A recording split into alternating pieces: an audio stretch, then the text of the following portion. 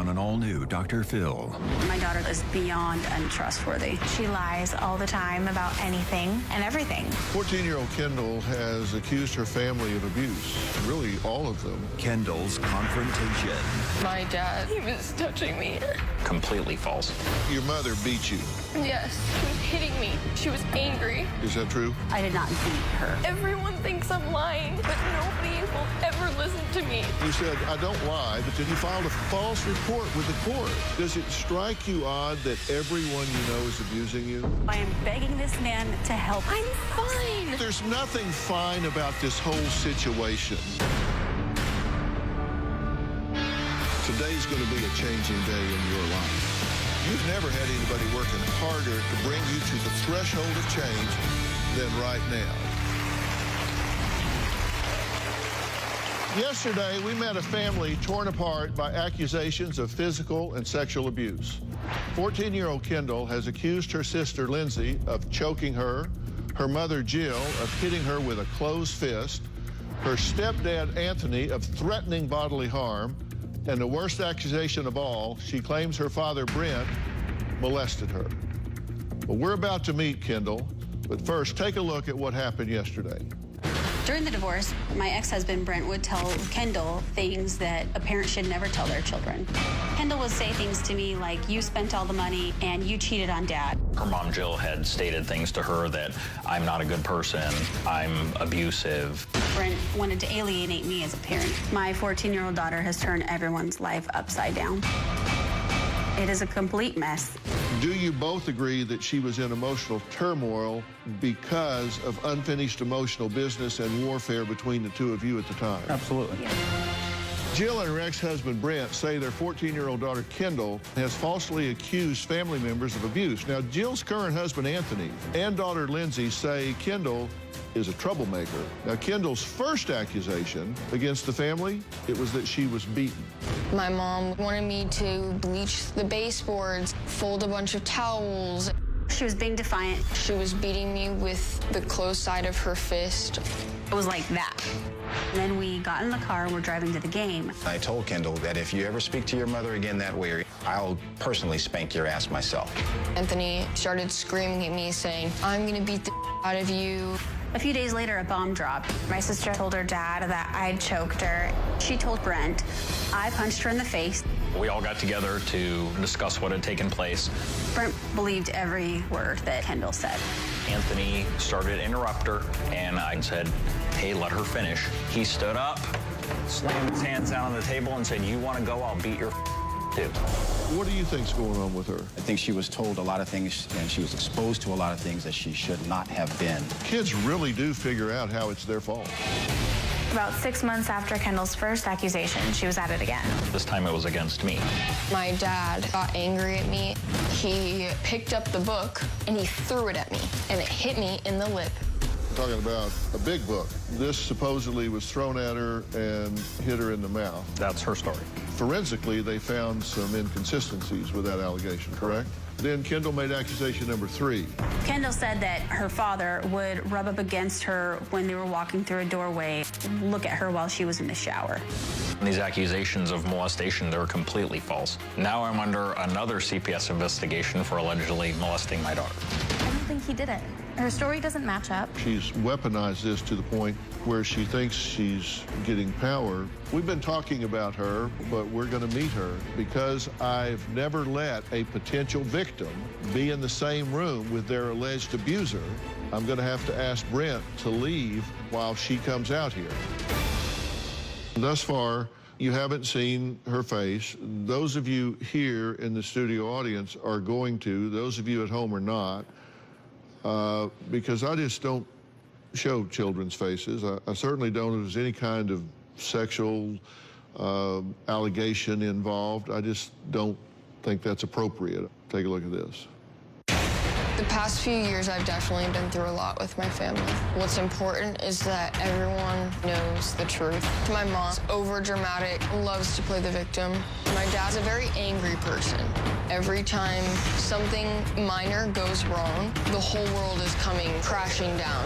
A few months ago, I went to go live with some relatives. I got along with my relatives for a while. It got to the point where my relatives couldn't handle me anymore.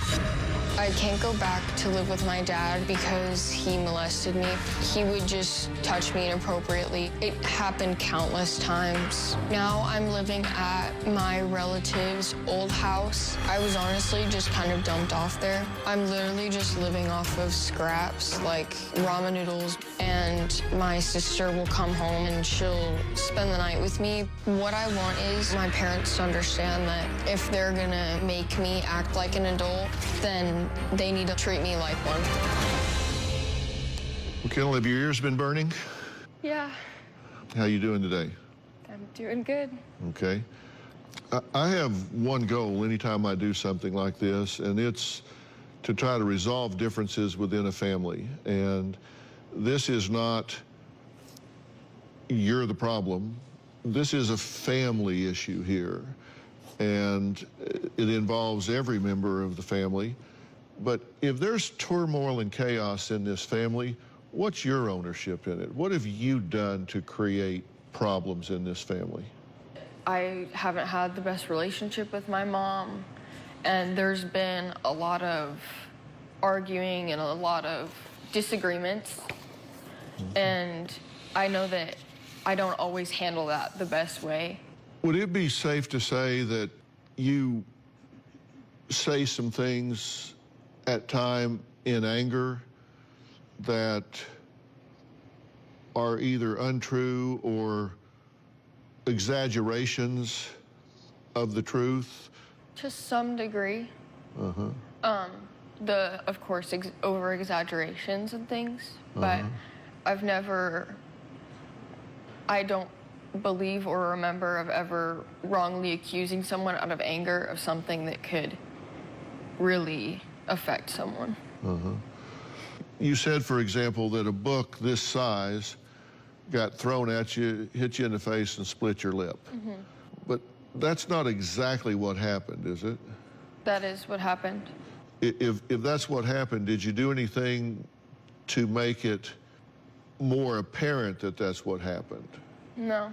I mean, did you enhance the evidence in any way, so even though you knew that was what happened, you wanted to make it clear to somebody else that that's what happened? No. Is there any reason someone would have said they saw you smearing blood on the book with your finger? No. I did. When I went to the counselor, they asked me, how did the blood get on this page? And I explained that the blood was on my hands because I was touching it, and I smeared it on the book. But I wasn't like taking it and wiping it on the book, like to try to make it look like the blood had splattered on there. Why were you carrying around a book that had hit you in the face? I took it to school the next day. Oh, you took it to school the next day? Yeah, because I told my school the day before, I was like, me and my dad have been arguing. Him and I, when he's angry for a few days. I'm scared to go home. And they said that since nothing had happened, that they couldn't do anything. So I went home that day, and him and I got into an argument, and he took the door off of the hinges, and he walked back in the room after him and I, he was yelling at me, I was yelling back at him. He got frustrated and left the room, and he came back and picked the book up off of the floor and shoved it towards me, and he said, here's your book. He shoved it at you, or he threw it at you? He shoved it, like with both hands, like shoved it towards me, but I was obviously across the room, so when he threw it with both hands, but like towards me, if that makes any sense. And like basketball past it to you? Yeah, like that. Okay. Do you have really slow reflexes? I mean, why did you not catch the book? Why did you not block the book or catch the book when he threw it at you? I was just in shock. You said that he has been inappropriate with you sexually. Yeah. In what way? Under the covers. He was touching me. Tomorrow, they were top of the charts in the 90s. But now, He'd show up to a show wasted. I'm an alcoholic. Color Me Bad's lead singer Brian grabbed me and just threw me. has hit bottom of the bottle. You attacked your bandmate, Mark. He shoves me to the ground. He goes to TMZ and calls me a monster. So you're the victim in this. This guy, he will manipulate you in a heartbeat. That's tomorrow. Then on Thursday, their father was killed robbing a bank. I miss my dad. And I don't need this on top of it. Yes, her dad did something horrendous. That doesn't mean destroy everybody around you. That's Thursday. My daughter Kendall is beyond untrustworthy. She lies all the time about anything and everything. I can't trust a word she said or has ever said since she put the restraining order against me and lied. That could have ruined my life. Nobody trusts Kendall, and nobody really should. Kendall has learned to manipulate her mother, her father, and her family members. I do feel like I can be trusted. I don't believe that there's a reason for my parents to not trust me. She's created a pattern that whenever she doesn't get what she wants, she gets the courts and the police and everybody involved and turns your household upside down. Well, Jill, her husband Anthony, and her ex-husband Brent, and her daughter Lindsay all claim Jill and Brent's 14-year-old daughter Kendall has falsely accused them of various forms of abuse. You said your dad, Brent, has been inappropriate with you sexually. Yeah. Okay. You know, my attitude about this is when a child comes forward with that allegation, that you have to, you believe them until you find out otherwise. And I think that's what's happened here. I think your mother's believed you, and pending investigation about it. When did that begin? It began when I was around 10, 9 or 10, somewhere around there. And it ended when I left his house in December. Okay, December of 18? Yeah. And my family has never believed me, actually. Okay. And it happened when you were around 9 or 10? 9 or 10, yeah. Was it 9 or 10? I don't remember, somewhere around there. I mean, it was after the divorce. And where were you living then? I was living, it was at my dad's, it was either at my dad's new house or his old house. I don't exactly remember Well, the years very first time it happened, where were you? I was at my dad's old house. His old house? Yeah. And where in the old house were you?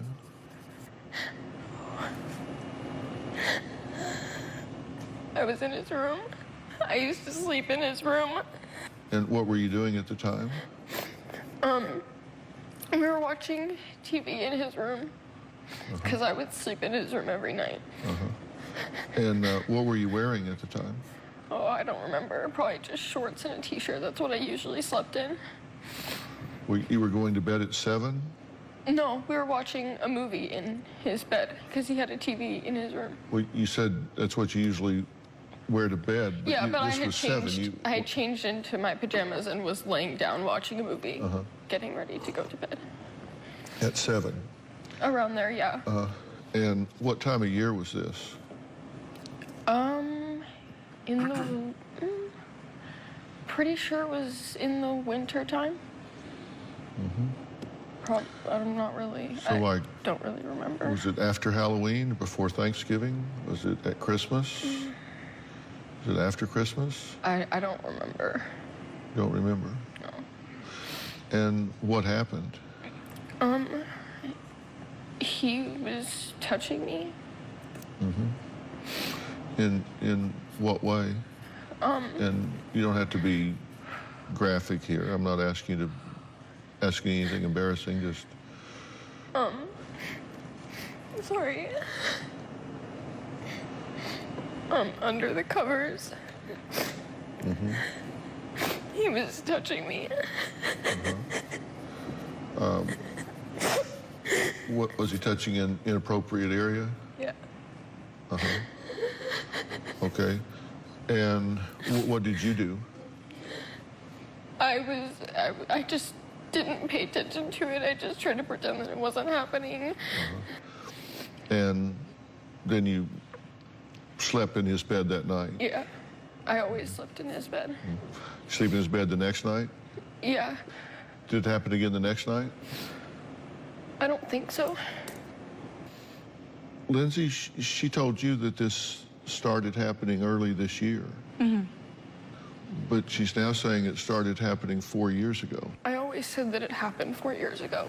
I never told you it happened at the beginning of this year. You said before you left and to California. No, it ended before I left and went to California. It didn't start then. When I That's told just what you told me. No, when I told Mom, it ended in December. It did not start in December. Do you have a restraining order against Anthony? It got dropped. And why was that? He threatened me. For being disrespectful to your mother? That's not the whole story.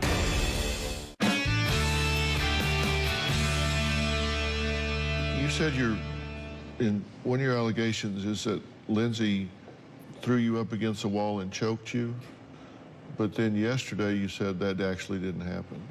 No. Me and her got into an argument.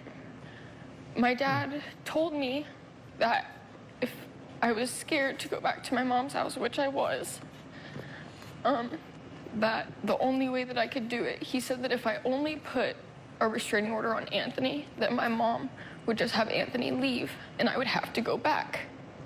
So my dad told me, if you want to not go back to your mom's, then put one on Lindsay, and she won't kick Lindsay out because Lindsay's not an adult and she can't kick her out. And I was scared, so I did. And now I regret that because now I know that it's wrong and I should have just talked to my mom about it, but I was young and I was scared, and I mean, that's what he told me that I needed to do if I didn't want to go back. Yeah, but your dad told you you needed to say that you were attacked by your sister? Yeah. When you weren't? No, her and I got into an argument, and I told him that we did get into an argument, and that's what happened, but he said if you guys got into an argument, then tell them that, and tell them that she put her hands on you, and they'll put one on her, and your mom won't kick her out because she can't. And that way you won't have to go back to your mom's house? So you filed a false report with the court against your sister so you wouldn't have to go back to your mother, and then yesterday you admitted to your sister that it wasn't true. Yeah. So that was a lie. Yeah. Do you have a restraining order against Anthony? No, it got dropped. And why was that? He threatened me. For being disrespectful to your mother? That's not the whole story. But I mean, that's what triggered it? We were all in an argument in the car, and he slammed on the brakes, and he said, I'm gonna pull this car over and beat the of you. And I started crying more, and I freaked out, and then when I went back to my dad's house, I told him what had happened, and then they went over to my relative's house to talk about it, because he called my mom and was like, this can't be happening, that's not okay. So my mom said, come over, we're actually all talking about it right now. So my dad came over, and we're all talking about it, and I was explaining my side of the story until I got to the part where Anthony threatened me. When I got to that part, Anthony was cutting me off. My dad said, no, let her finish, let her finish. And Anthony got angry and stood up and slammed his hands on the counter and started yelling at my dad. I ran out of the room, and the cops got called. Your dad, who's been molesting you for 4 years, is who you've gone to protect you. Was all that I could do. He was all that I had, honestly. I just tried to pretend that it wasn't happening so that I wouldn't have no parents. And that's why I never told anyone, because I knew that if I told someone that I would probably get sent to foster care. If your dad was willing to take a polygraph about whether this had happened, you would be willing to take a polygraph about whether this had happened? Yes. Do you feel safe with your dad now? No. Okay. Can we ask where she does feel safe? Where do you feel safe? I don't know. I really don't feel like I have anywhere. So you don't feel safe with your mother? I mean, her and I do have a better relationship now, but I don't feel safe necessarily living in that house with my mom and Anthony. Okay. We'll be right back.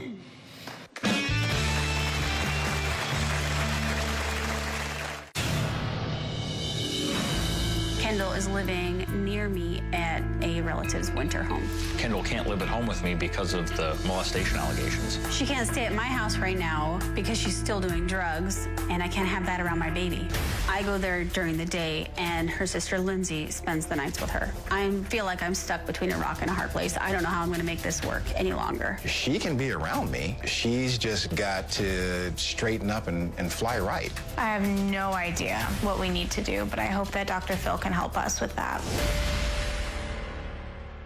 14-year-old Kendall has accused her family of abuse. Really, all of them. They all vehemently deny it. As a result, Kendall says her family, really all of them, refused to allow her to live at their home, and they've sent her away. She says they've just dumped her in an apartment by herself where she's living on scraps. Take a look. It is like 7:30 at night. I just got here, had class all day, left my house at 7 o'clock this morning, and now I'm finally over here bringing Kendall some dinner. This is my life right now, trying to live between two houses since she can't come to my house. Kendall? Good Lord, please go away. I just want to make sure you're okay. I'm fine. And you You're promise making it worse. you're going to do your video? Yes, you're making it worse. Please go away before I lose my marbles. Go. You sure you're fine? I'm fine. Okay, I love you. Okay, bye. Please, just close the door. I was having problems with my friends, and you recorded that. That has nothing to do with this. You wouldn't leave me alone. You kept coming in there and talking to me. Because I want to check on you because you were upset fine. and going off the rails. Like I wasn't going off the rails. I just said, could you please leave the room so that I Look, could there's talk on nothing the fine phone. about this whole situation. Does it strike you odd that everyone you know is abusing you? It's not like that, though. But it is like that. You said, I don't lie, but then you say I lied to the court. You filed a false report with the court. And I know that, and I regret that. No matter what I do, I'm stuck, and I don't know what other options I have. Everything that you've said, despite inconsistencies, are true. You've said Anthony made a threat, that your mother beat you, and your sister choked you. All of that's true. Not the part about my sister. Okay, and your mother beat you. Yes. And how was she beating you? She opened the car door with this side of her fist. She was hitting me. And she was angry. And where was she beating you with her fist? When I was in the car? Yeah. On, like, the side of my legs and, like, right here, because that was what was closest to her when she had opened the door. Is that true? I smacked her leg. I did not beat her. I did not have a closed fist, nothing. I smacked her leg. Then you said Anthony made a threat. Anthony says, don't disrespect your mother or I'm going to spank you. And so Brent files a protective order against Anthony and your sister. Yes. And Anthony did not say that. Okay. And then you say Brent threw a book.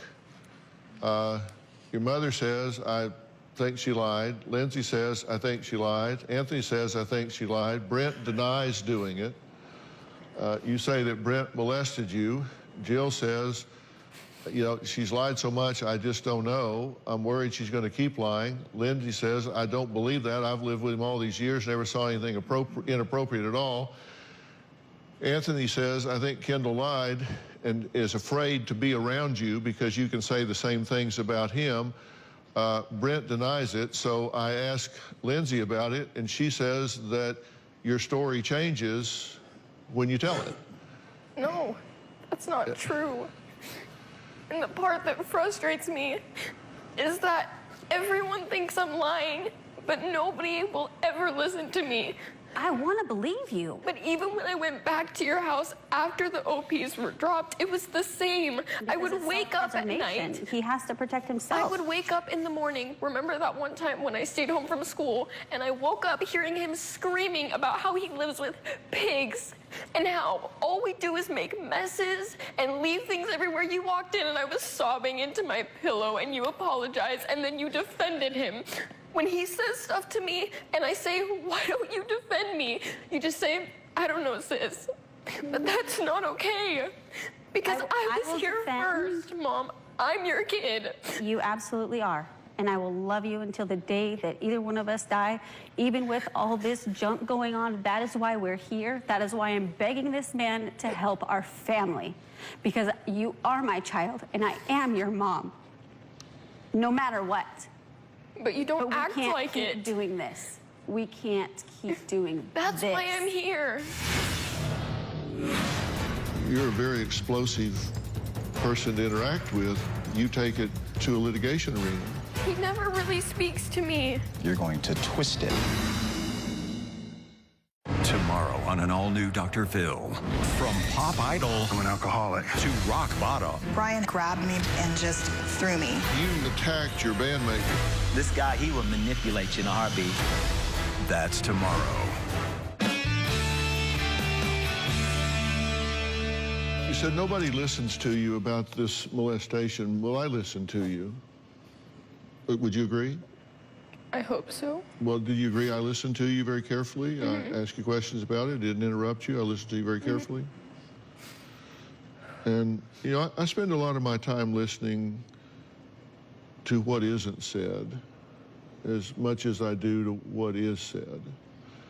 And sometimes it comes down to definitions of what people consider appropriate and inappropriate, how they label things in their mind, I don't know, but I've been doing this for 45 years, and I've talked to a lot of young women, children that have been molested. It's a very tragic thing. When I ask them about when it's happened, specifically about the first time it ever happened, that's not something that's vague in their mind. I mean, that doesn't blur with the rest of their life. They remember that. I'm not sure how you frame these things up in your mind, but I can tell you that there are allegations that you can make that cause you to be dangerous to be around.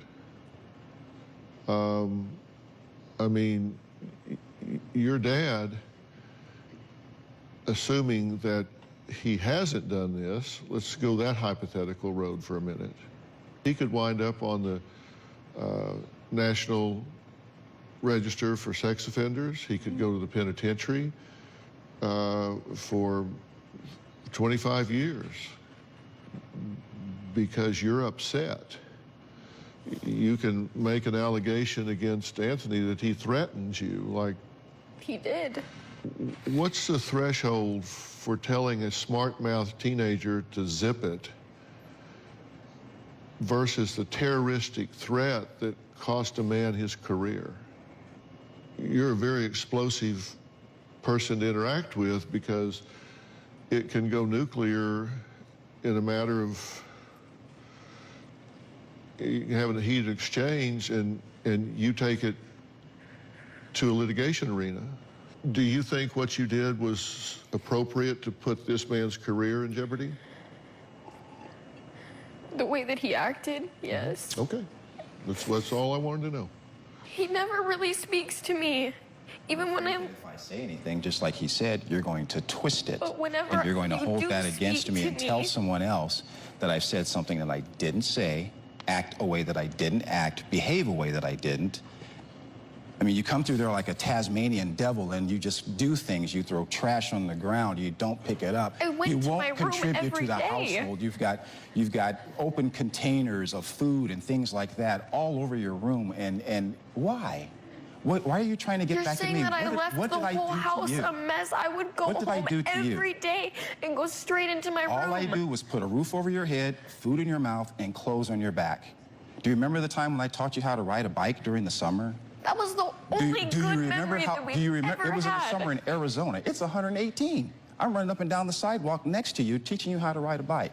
Do you remember me toting you on the bike to Starbucks in the mornings? The only We've got video times of that we've ever had decent exchanges are when I was little. But then something happened. And Would you admit? don't remember Did something the fact happen? that Something changed that. And what was it? Because I don't know. I don't know either. Because I I've don't been the remember. same person from the day that you met me. I told my mom when you first came into our house, I said, why is he in our house? You were sleeping on our couch, and I was sleeping in the room with my mom and my sister. We slept in the bed with my mom when we stayed at her house. And I said, why is he here?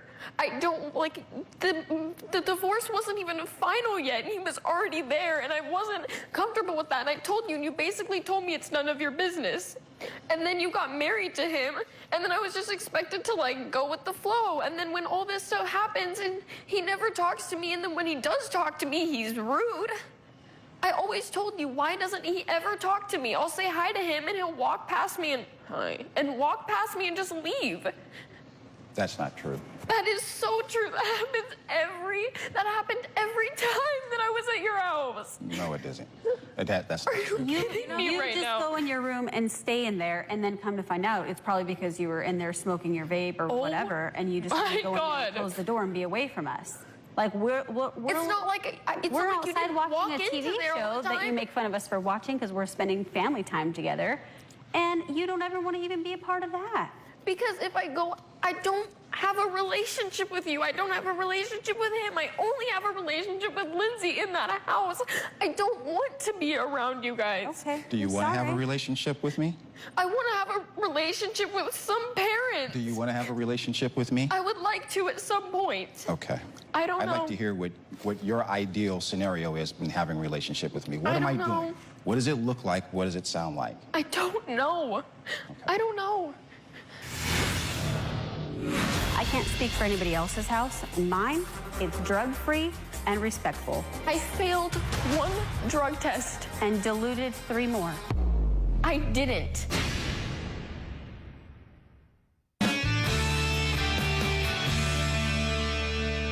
I think you have been a victim in this situation to a great extent, because I think you've gotten caught up in a divorce here, and I think that tears you up emotionally, and like you say, the marriage falls apart, and that's kind of your base of operations. You know, that's your security. Then you say, I don't know how to interact with him, and the next thing we know, we're talking about protective orders and allegations and all of this, and that goes to a whole different level. It goes from family dynamics to let's get the government involved in our family, and you're not taking responsibility for the fact that the things you're saying and doing have profound effect on other people. I can't speak for anybody else's house. I can speak for my own. And in mine, it's drug-free and respectful. I don't understand why you bring drugs into this. Because it has nothing to do with this.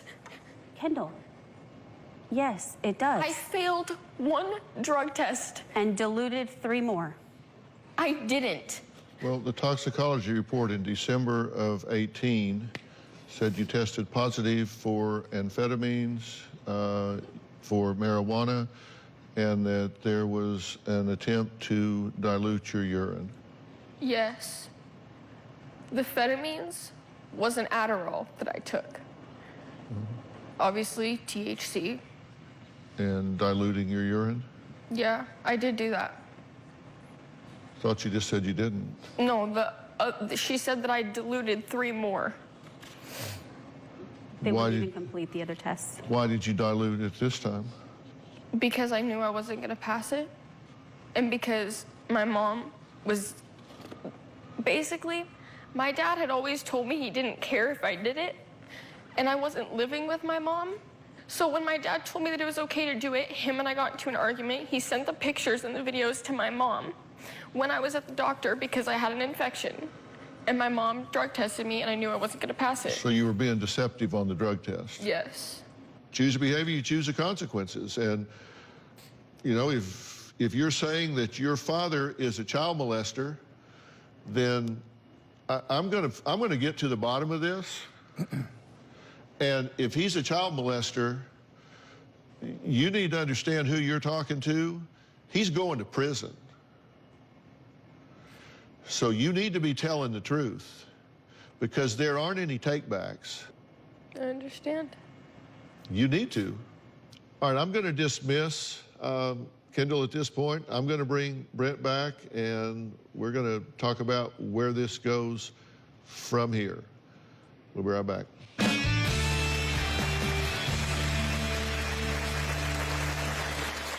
Brent has rejoined us, and we have excused Kendall. Have you molested your daughter? No. Have you touched her inappropriately in any way? Never. Never. And you're willing to do whatever, be Absolutely. fully transparent to Absolutely. make that obvious. I think she has some very genuine complaints, because I think she's been battered in this divorce, and I think it's stunted her emotionally and left her very damaged. You cannot afford to be around her at this point, because if you do, and she sustains this allegation and someone believes it, you could go to prison and get registered as a sex offender, and your career could be put in jeopardy. She can, just the allegations alone can stymie your career, if not end it. Yes, sir. And you would be foolish to expose yourself to that kind of leverage from someone that, in my opinion, is emotionally unstable. I think she needs professional help in a very serious way. And I think her living situation right now is toxic and inappropriate. And I think she should be taken out of this situation and put into a therapeutic environment. Yes. Different than her living situation here. And yep. I've asked someone to come here today to help us with that. And joining us now is my good friend Shane Gallagher from Wingate Wilderness Therapy. And Shane, you've been listening to this the whole time, and you know, you've heard these before, because we've worked with these kind of situations before. She needs out of this situation and reset some core values. Would you agree? Absolutely. Regardless of what the truth is or isn't, a lot of what's gone on with her is trauma, and that's one of our specialties. So a lot of light will be shed on the whole situation and also inside of her. Thank you so much. And I think she will not resist going. And you know, I can talk to her and tell her she needs to do that, but I think that's something that her parents need to do. Y'all need to own it and do it. And do you agree this is a good solution for her? Yes, thank you so much. Yeah. Okay, I want to thank all of my guests today, especially the Executive Director of Wingate Wilderness, Shane Gallagher, and Michael Montrell from Safe Interventions Transport. You can find me on Facebook, Twitter, Instagram, and at drphil.com. If you're a fan of podcasts, you can subscribe to mine. It's called Fill in the Blanks. That's P-H-I-L in the blanks. I also have a new podcast series, Analysis of Murder by Dr. Phil. You can take a look at that. I think you will find it very interesting. We'll see you next time.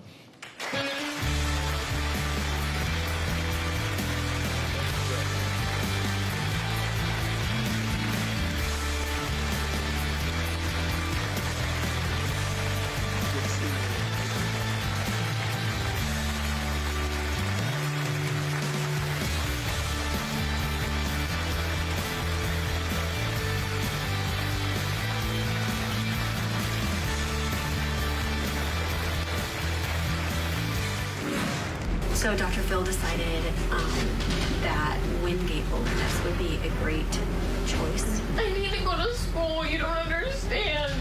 Well, this is what you have to do in order to get to those things. Mom, you've made the decision, right? Yeah. She's going. Yes. When do I have to leave for this crap? Right now. Today. Can I have a hug? No, don't touch me. Give me a hug. Do not touch me. My name's Laura. This is Mike. Here's what's going to happen. We're going to walk to the car. It's outside. I will literally kick and scream until you let me go. I refuse to go. You are enrolled and you will be arriving. How do you want to arrive? Maturely, like a young lady treated with dignity and respect? I'm not going. Or immaturely kicking and screaming? I'm not going. You are paving a path for yourself that is taking you literally nowhere right now. I can't even go to school, and I could possibly not graduate on time, and I want to be a doctor or a lawyer, and I'm probably not going to get to do that now. We're going to get going right now. Okay? Well, I don't want to. Well, just come on, let's just take a walk, and we're going to go out here, and we'll talk about all this, okay? My hopes for Kendall are that she heals from everything that she's dealt with in her life, and she comes back and we can rebuild our relationship.